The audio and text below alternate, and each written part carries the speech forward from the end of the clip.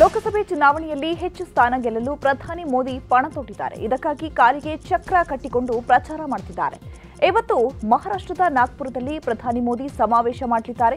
ಏಕನಾಥ್ ಶಿಂದೆ ಬಣದ ಅಭ್ಯರ್ಥಿ ರಾಜು ಪರ್ವೆ ಅವರನ್ನು ಬೆಂಬಲಿಸಿ ರಾಮಟೆಕ್ ಕ್ಷೇತ್ರದಲ್ಲಿ ಚುನಾವಣಾ ರ್ಯಾಲಿ ನಡೆಸಲಿದ್ದಾರೆ. ಪ್ರಧಾನಿ ಮೋದಿ ಭೇಟಿ ಹಿನ್ನೆಲೆ ಮಹಾರಾಷ್ಟ್ರ ಸಿಎಂ ಏಕನಾಥ್ ಶಿಂದೆ ಮೋದಿ ಕಾರ್ಯಕ್ರಮದ ಸಿದ್ಧತೆ ಬಗ್ಗೆ ಪರಿಶೀಲಿಸಿದ್ದಾರೆ. ತಡರಾತ್ರಿ ಸಮಾವೇಶದ ಸ್ಥಳಕ್ಕೆ ತೆರಳಿ ಸಿದ್ಧತೆಯನ್ನು ಪರಿಶೀಲಿಸಿದ್ದಾರೆ.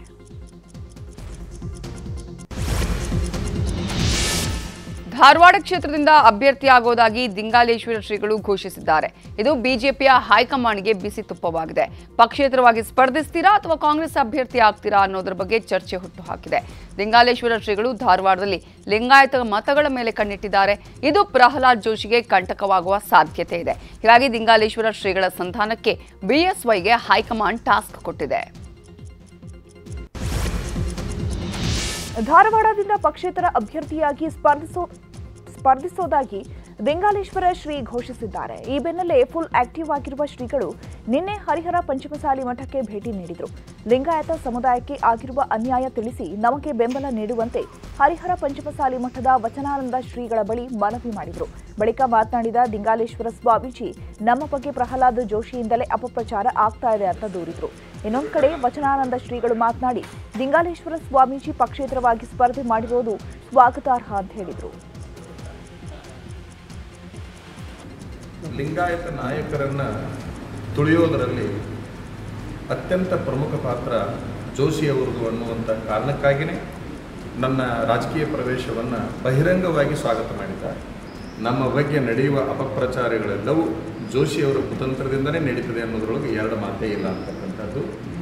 ಯಾರೇ ನಮ್ಮ ಬಗ್ಗೆ ವಿರೋಧ ಮಾಡಿದ್ರೂ ಕೂಡ ಅದಕ್ಕೆ ಬಗ್ಗುವಂತಹ ಮನಸ್ಥಿತಿಯಾಗಲಿ ಕುಗ್ಗುವಂತಹ ಮನಸ್ಥಿತಿಯಾಗಲಿ ನಮ್ಮದಲ್ಲ. ಚುನಾವಣೆಗೆ ಸ್ಪರ್ಧೆ ಆಗಲಿಕ್ಕೆ ಘೋಷಣೆಯನ್ನು ಮಾಡಿದ್ದಾರೆ. ಅದನ್ನು ಪೂರ್ಣವಾಗಿ ನಾವು ಸ್ವಾಗತವನ್ನು ಮಾಡ್ತೇವೆ. ಒಟ್ಟು ಲಿಂಗಾಯತಿಗೆ ಅನ್ಯಾಯ ಆಗಿದ್ದು ಸತ್ಯ, ಅದರಲ್ಲಿ ಯಾವುದೇ ಮರೆಮಾಚುವಂಥದ್ದಿಲ್ಲ. ಆ ಭಾಗದಲ್ಲಿ ಭಾಳಷ್ಟು ಜನ ಭಕ್ತರು ನಮಗೂ ಕೂಡ ವ್ಯಕ್ತಿಗತವಾಗಿ ಕಾಶಿಯಾಗಿ ಇದಕ್ಕೆ ನಮ್ಮ ಸಮುದಾಯಕ್ಕೆ ಅನ್ಯಾಯ ಆಗಿದೆ, ನಮ್ಮ ತುಳಿತಕ್ಕೊಳಗಾಗಿದೆ ಬಹಳ ಮುಕ್ತವಾಗಿ ಹೇಳಿದ್ದಾರೆ. ಅದನ್ನು ಬುದ್ಧಿಯವರು ಹೇಳಿದ್ರು ಅದರಲ್ಲಿ ಯಾವುದೇ ರೀತಿ ಇದನ್ನಿಲ್ಲ, ಸತ್ಯ ಮಾತ್ರ ಬುದ್ಧಿಯವರು ಹೇಳಿದ್ರು. ಸಾಮಾಜಿಕ ಜ್ಞಾನದಲ್ಲಿ ನಾನು ಯಾಕೆ ವ್ಯಕ್ತಪಡಿಸಬೇಕು, ಎಲ್ಲರಿಗೂ ಅರ್ಥ ಆಗಬೇಕಾಗಿದ್ದಂಥ ಒಂದು ವಿಚಾರ ಅಂತಂದರೆ ಸಾಮಾಜಿಕ ಜ್ಞಾನ ಓಪನ್ ಅದು. ಇಷ್ಟು ದೊಡ್ಡ ಸಮಾಜದಲ್ಲಿ ಇಷ್ಟು ದೊಡ್ಡ ಜನಸಂಖ್ಯೆ ಇರೋದರಲ್ಲಿ ಯಾರು ವ್ಯಕ್ತಪಡಿಸಿದ್ದಾರೆ ನನಗೆ ಗೊತ್ತಿಲ್ಲ.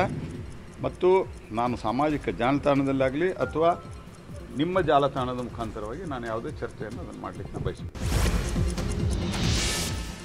ತೀವ್ರ ತಿಕ್ಕಾಟದ ಬಳಿಕ ಸಚಿವ ಕೆಎಚ್ ಮುನಿಯಪ್ಪ ಅವರನ್ನ ಕೋಲಾರ ಕೈ ಅಭ್ಯರ್ಥಿ ಗೌತಮ್ ಭೇಟಿಯಾಗಿದ್ದಾರೆ. ಹೂಗುಚ್ಚ ಕೊಟ್ಟು ಯುಗಾದಿಯ ಶುಭಾಶಯ ಕೋರಿದ ಗೌತಮ್ ಪ್ರಚಾರಕ್ಕೆ ಬರುವಂತೆ ನಿನ್ನೆ ಆಹ್ವಾನ ಮಾಡಿದ್ರು.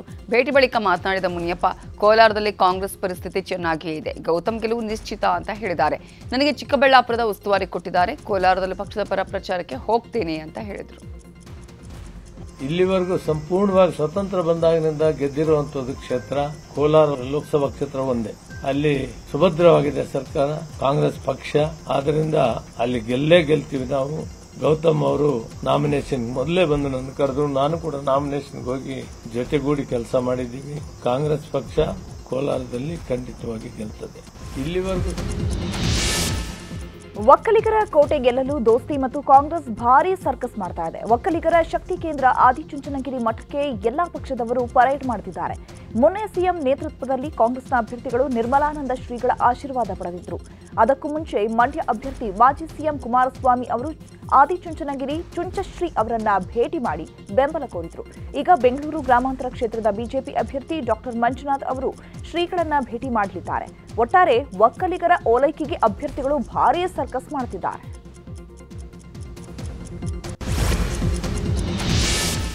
ಡಿಕೆ ಬ್ರದರ್ಸ್ ವಿರುದ್ಧ ಮೈತ್ರಿ ನಾಯಕರು ಮಾಸ್ಟರ್ ಪ್ಲಾನ್ ಮಾಡಿದ್ದಾರೆ. ಇಷ್ಟು ದಿನ ಆಪರೇಷನ್ ಕಾಂಗ್ರೆಸ್ ಮಾಡ್ತಿದ್ದ ಡಿಕೆ ಬ್ರದರ್ಸ್ಗೆ ಟಕ್ಕರ್ ಕೊಡೋದಕ್ಕೆ ಮುಂದಾಗಿರುವ ಮೈತ್ರಿ ನಾಯಕರು ಈಗ ಕಾಂಗ್ರೆಸ್ ನಾಯಕರನ್ನ ಸೆಳೆಯೋದಕ್ಕೆ ಮುಂದಾಗಿದ್ದಾರೆ.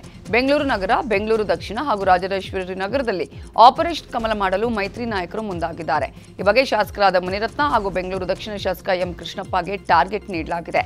ಅದರಂತೆ ಅಖಾಡಕ್ಕಿಳಿದ ಈ ಇಬ್ಬರು ನಾಯಕರು ಕಾಂಗ್ರೆಸ್ನ ಪ್ರಮುಖ ನಾಯಕರನ್ನ ಪಕ್ಷಕ್ಕೆ ಸೆಳೆಯಲು ಮನವೊಲಿಕೆಯ ಪ್ರಯತ್ನ ಮಾಡುತ್ತಿದ್ದಾರೆ. ಈ ಮೂಲಕ ರಾಮನಗರ ಡ್ಯಾಮೇಜ್ ಕಂಟ್ರೋಲ್ಗೆ ಮೈತ್ರಿ ನಾಯಕರು ಮುಂದಾಗಿದ್ದಾರೆ. ಚಾಮರಾಜನಗರ ಲೋಕಸಭಾ ಕ್ಷೇತ್ರದಲ್ಲಿ ಬಿಜೆಪಿ ಹಾಗೂ ಕಾಂಗ್ರೆಸ್ ಅಭ್ಯರ್ಥಿಗಳು ಭರ್ಜರಿ ಪ್ರಚಾರ ನಡೆಸುತ್ತಿದ್ದಾರೆ. ಹಾಲಿ ಸಂಸದ ಶ್ರೀನಿವಾಸ್ ಪ್ರಸಾದ್ ಬೆಂಬಲ ತಮಗಿದೆ ಅಂತ ಹೇಳ್ತಾ ಇದ್ದಂತಹ ಕಾಂಗ್ರೆಸ್ಗೆ ಶಾಕ್ ಆಗಿದೆ. ಯಾಕಂದ್ರೆ ಶ್ರೀನಿವಾಸ್ ಪ್ರಸಾದ್ ಅಳಿಯ ಮಾಜಿ ಶಾಸಕ ಹರ್ಷವರ್ಧನ್ ಬಿಜೆಪಿಯಲ್ಲೇ ಸಕ್ರಿಯರಾಗಿದ್ದಾರೆ. ಇನ್ನು ಮತ್ತೊಬ್ಬ ಅಳಿಯ ಡಾಕ್ಟರ್ ಎನ್ಎಸ್ ಮೋಹನ್ ಸಹ ಬಿಜೆಪಿಯಲ್ಲೇ ಇದ್ದಾರೆ. ಬಿಜೆಪಿ ಅಭ್ಯರ್ಥಿ ಪರ ಇಬ್ಬರು ಪ್ರಚಾರ ಮಾಡುತ್ತಿದ್ದಾರೆ. ಶ್ರೀನಿವಾಸ್ ಪ್ರಸಾದ್ ರಾಜಕೀಯ ನಿವೃತ್ತಿ ಘೋಷಣೆ ಬೆನ್ನಲ್ಲೇ ಅವರ ಕುಟುಂಬದವರನ್ನ ಹಾಗೂ ಬೆಂಬಲಿಗರನ್ನ ಸೆಳೆಯಲು ಕಾಂಗ್ರೆಸ್ ತಂತ್ರ ಮಾಡಿತ್ತು. ಕ್ಷೇತ್ರದಲ್ಲಿ 50 ವರ್ಷಗಳ ಸುದೀರ್ಘ ರಾಜಕಾರಣವನ್ನು ಮಾಡಿರುವಂತಹ ಮಾನ್ಯ ಶ್ರೀನಿವಾಸ್ ಪ್ರಸಾದ್ ಅವರನ್ನ ಭೇಟಿ ಮಾಡಿದ್ವಿ. ಭಾರತೀಯ ಜನತಾ ಪಕ್ಷದ ಅವಧಿ ಮುಗಿದ ತನಕ ನಾನು ಸದಸ್ಯತ್ವ ಹಂಗೆ ಮುಂದಿರುತ್ತೆ, ಅದೇ ರೀತಿಯಲ್ಲಿ ಸದಸ್ಯನಾಗಿ ಮುಂದುವರಿತೀನಿ. ಇದರಲ್ಲಿ ಯಾವುದೇ ಥರದ ಅನುಮಾನ ಬೇಡ ಅನ್ನೋಂಥ ಮಾತನ್ನು ಹೇಳಿದ್ದಾರೆ. ಅವರ ಅಳಿಯಂದ್ರು ಇಬ್ಬರು ಕೂಡ ನಮಗೆ, ಅದರಲ್ಲೂ ವಿಶೇಷವಾಗಿ ಹರ್ಷವರ್ಧನ್ ಅವರು ಈಗಾಗಲೇ ಕಳೆದ ಒಂದು 15 ದಿವಸದ ಪಕ್ಷ ಸಂಘಟನೆಯಲ್ಲಿ ತೊಡಗಿಕೊಂಡು ನಂಜನಗೂಡು ಕ್ಷೇತ್ರದಲ್ಲಿ ಕೆಲಸ ಮಾಡ್ತಾ ಇದ್ದಾರೆ. ಅದೇ ರೀತಿ ಡಾಕ್ಟರ್ ಎನ್.ಎಸ್. ಮೋಹನ್ ಅವರು ಪ್ರಬಲ ಆಕಾಂಕ್ಷಿಯಾಗಿದ್ದರು. ಅವರು ಕೂಡ ನಮ್ಮ ಜೊತೆ ಪಕ್ಷದ ಚಟುವಟಿಕೆಗಳಲ್ಲಿ ಪಾಲ್ಗೊಳ್ತಾ ಇದ್ದಾರೆ. ಈ ಎಲ್ಲ ಹಿನ್ನೆಲೆಯಲ್ಲಿ ನಾವು ಅವರ ಸಂಪೂರ್ಣವಾದ ಬೆಂಬಲ ನಮಗಿದೆ. ಈ ಚುನಾವಣೆಯಲ್ಲಿ ಶ್ರೀನಿವಾಸ್ ಪ್ರಸಾದ್ ಅವರ ಆಶೀರ್ವಾದದಿಂದ ನಾವು ಖಂಡಿತವಾಗಿ ಎಲ್ಲ ರೀತಿಯಲ್ಲಿ ಗೆಲ್ತೀವಿ ಅನ್ನುವಂಥ ವಿಶ್ವಾಸ ಇದೆ. ಯಾರ್ಯಾರು ಬೇರೆ ಶಿವಮೊಗ್ಗ ರಣಕಣದಲ್ಲಿ ಯುಗಾದಿ ಹಬ್ಬದಂದೇ ಗೀತಾ ಶಿವರಾಜ್ಕುಮಾರ್ ಭರ್ಜರಿ ಕ್ಯಾಂಪೇನ್ ಮಾಡಿದ್ರು. ಶಿವಮೊಗ್ಗದ ಕುಂಚೇನಹಳ್ಳಿ ತಾಂಡಾದಲ್ಲಿ ಪ್ರಚಾರ ಮಾಡಿದ ಗೀತಾ ತಾಂಡಾ ಸಂಸ್ಕೃತಿಯಂತೆ ಉಡುಗೆ ತೊಟ್ಟು ರೋಡ್ ಶೋ ಮಾಡಿದ್ರು. ಇದೇ ವೇಳೆ ಲಂಬಾಣಿ ಸಮುದಾಯದ ಪ್ರಮುಖ ಹಬ್ಬ ಆಟಂ ಆಚರಣೆಯಲ್ಲಿ ಭಾಗಿಯಾದರು. ರೋಡ್ ಶೋನಲ್ಲಿ ಪತ್ನಿಗೆ ಹ್ಯಾಟ್ರಿಕ್ ಹೀರೋ ಶಿವರಾಜ್ಕುಮಾರ್ ಸಾಥ್ ನೀಡಿದರು.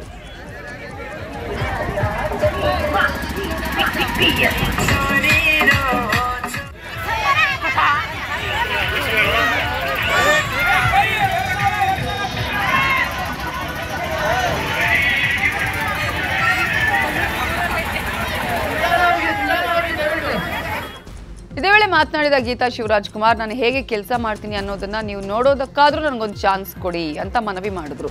ನಾನು ಮಹಿಳೆಯರ ಧ್ವನಿಯಾಗಲು ಒಂದೇ ಒಂದು ಬಾರಿ ಅವಕಾಶ ಕೊಡುವಂತೆ ಗೀತಾ ಶಿವರಾಜ್ಕುಮಾರ್ ಮನವಿ ಮಾಡಿಕೊಂಡ್ರು. ಇನ್ನು ಸಚಿವ ಮಧು ಬಂಗಾರಪ್ಪ ಮಾತನಾಡಿ, ನಿಮ್ಮ ಮಡಿಲಿಗೆ ಗೀತಾ ಶಿವರಾಜ್ಕುಮಾರ್ ಅವರನ್ನ ಹಾಕಿದ್ದೇವೆ, ಅವರನ್ನ ಗೆಲ್ಲಿಸಿಕೊಡಿ ಅಂತ ಮನವಿ ಮಾಡಿದ್ರು. ಪ್ರಣಾಳಿಕೆ ಇದರಲ್ಲಿ ನಮ್ಮ ಮಧು ಕೂಡ ಇದ್ದು ಅದನ್ನು ಮಾಡಿರೋದ್ರಿಂದ ನನಗೆ ಭಾಳ ಹೆಮ್ಮೆ ಅನಿಸುತ್ತೆ ಆ ವಿಷಯ. ಯಾಕಂದರೆ ಮಧು ತುಂಬ ಕಷ್ಟಪಟ್ಟು ನಮ್ಮ ಮಧು ತುಂಬ ಕಷ್ಟಪಟ್ಟು MLA ಆಗಿ ಮಂತ್ರಿ ಕೂಡ ಆಗಿದ್ದಾರೆ. ಅವರ ಕೆಳಗೆ ಸುಮಾರು ಒಂದು 38,000 ಸ್ಕೂಲ್ಗಳು ಬರುತ್ತೆ, ಅಷ್ಟೊಂದು ಜನ ಮಕ್ಕಳು ಬರ್ತಾರೆ. ಅದನ್ನೆಲ್ಲ ಮಧು ತುಂಬ ಚೆನ್ನಾಗಿ ಹ್ಯಾಂಡಲ್ ಮಾಡ್ಕೊಂಡು ಹೋಗ್ತಾರೆ. ತುಂಬ ದೊಡ್ಡ ಡಿಪಾರ್ಟ್ಮೆಂಟ್ ಇದು. ಇನ್ನು ನಮ್ಮ ತಂದೆ ಯಾವ ಹಾದಿಯಲ್ಲಿ ಹೋದರೂ ಅದೇ ಹಾದಿಯಲ್ಲೇ ನನ್ನ ತಮ್ಮ ಹೋಗ್ತಾ ಇದ್ದಾನೆ. ಈಗ ಅದೇ ಹಾದಿಯಲ್ಲಿ ನಾನು ಕೂಡ ಬರಬೇಕು ಅಂತ ಇಷ್ಟಪಡ್ತೀನಿ. ನಿಮ್ಮಗಳೆಲ್ಲರ ಸೇವೆ ಮಾಡಬೇಕಂತ ನನಗೂ ಆಸೆ ಇದೆ. ಯಾರಿಗ ಆಶೀರ್ವಾದ ಮಾಡ್ತೀರಿ? ನನಗಲ್ಲ, ಗೀತಕ್ಕ ಅವರಿಗೆ, ಸಿದ್ದರಾಮಯ್ಯ ಅವರಿಗೆ, ಕಾಂಗ್ರೆಸ್ ಪಕ್ಷಕ್ಕೆ ಯಾರು ನಿಮಗೆ ಕಷ್ಟಕ್ಕೆ ಸ್ಪಂದನೆ ಮಾಡಿದ್ದಾರೆ ಅವರಿಗೆ ಸಹಕಾರ ಮಾಡೋದು ನಿಮ್ಮ ಧರ್ಮ. ಅದರಲ್ಲೂ ನಿಮ್ಮ ಸಮಾಜದಲ್ಲಂತೂ ಒಬ್ಬರದು ಓಟು ಅತ್ಲಾಗಿತ್ಲಾಗ ಹೋಗ್ಬಾರ್ದು, ಸಂಪೂರ್ಣವಾಗಿ ಗೀತಕ್ಕ ಅವರಿಗೆ ಹೋಗ್ಬೇಕು. ಹಿಂದೆ ಏನು ಮಾಡಿದ್ರಿ ನಾವು ಕೇಳೋದಿಲ್ಲ. ಆದರೆ ಇವತ್ತು ಸಿದ್ದರಾಮಯ್ಯ ಅವ್ರ ಸರ್ಕಾರ, ಕಾಂಗ್ರೆಸ್ ಪಕ್ಷದ ಸರ್ಕಾರ ನಿಮ್ಮ ಕುಟುಂಬದಲ್ಲಿ ಕಷ್ಟಕ್ಕೆ ನಿಮಗೆ ಸ್ಪಂದನೆ ಮಾಡಿದೆ ಅಂತ ಹೇಳಿದ್ರೆ ತಮ್ಮಲ್ಲಿ ನಾನು ಕೈ ಮುಗಿದು ಕೇಳ್ಕೊಳ್ತೀನಿ. ಇವತ್ತು ಗೀತಕ್ಕ ಅವ್ರನ್ನ ನಿಮ್ಮ ಅಡಿಲಿಗೆ ಹಾಕಿದ್ದೀವಿ. ಅವಳಿಗೆ ಆಶೀರ್ವಾದ ಮಾಡಿ ಗೆಲ್ಲಿಸಿ ನಿಮ್ಮ ಧ್ವನಿಯಾಗಿ ಕಲಬುರಗಿ ಲೋಕಸಭಾ ಅಖಾಡದಲ್ಲಿ ಪಕ್ಷಾಂತರ ಪರ್ವ ಶುರುವಾಗಿದೆ. ಅಣ್ಣನಿಗೆ ಸಡ್ಡು ಹೊಡೆದು ಇವತ್ತು ನಿತಿನ್ ಗುತ್ತೇದಾರ್ ಬಿಜೆಪಿ ಸೇರ್ಪಡೆ ಆಗ್ತಿದ್ದಾರೆ. ಇವತ್ತು ಬೆಂಗಳೂರಿನ ಬಿಜೆಪಿ ಕಚೇರಿಯಲ್ಲಿ ನಿತಿನ್ ಗುತ್ತೇದಾರ್ ಬಿಜೆಪಿ ಸೇರ್ಪಡೆ ಆಗಲಿದ್ದಾರೆ.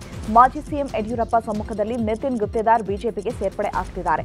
ಕಳೆದ ವಿಧಾನಸಭಾ ಚುನಾವಣೆಯಲ್ಲಿ ಬಿಜೆಪಿ ತೊರೆದು ಸ್ವತಂತ್ರ ಅಭ್ಯರ್ಥಿಯಾಗಿ ಸ್ಪರ್ಧಿಸಿ 50,000ಕ್ಕೂ ಹೆಚ್ಚು ಮತವನ್ನ ನಿತಿನ್ ಗುತ್ತೇದಾರ್ ಪಡೆದಿದ್ರು.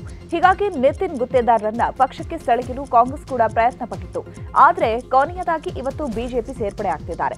ಇನ್ನು ನಿತಿನ್ ಗುತ್ತೇದಾರ್ ಬಿಜೆಪಿ ಸೇರ್ಪಡೆಗೆ ಮಾಲಿಕಯ್ಯ ಗುತ್ತೇದಾರ್ ಸೇರಿದಂತೆ ಕಲಬುರಗಿ ಬಿಜೆಪಿ ನಾಯಕರು ವಿರೋಧಿಸಿದ್ದಾರೆ.